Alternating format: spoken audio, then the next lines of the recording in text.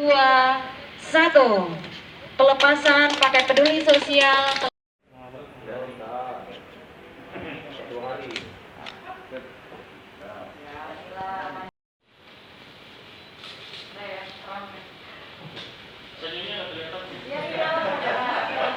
Baik, selanjutnya kriteria apa yang pasti tadi sudah saya sampaikan di dalam kata sambutan saya dan ucapan terima kasih saya, bahwa yang pasti yang tidak mampu, kriteria tidak mampu ini banyak kan, jangan sampai mampu beli pulsa tidak mampu donasi kan begitu. Jadi memang harus benar-benar tepat sasaran.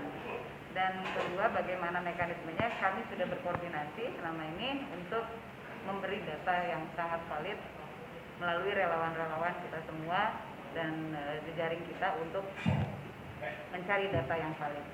Untuk bantuan kali ini daerah mana saja, Bu? Nyebar seluruh kota Palembang kita cover ya, tapi dengan keterbatasan ya kan, karena ada 1.800 paket yang pasti 1.800 ini dipastikan harus menyentuh yang tidak mampu, itu dulu.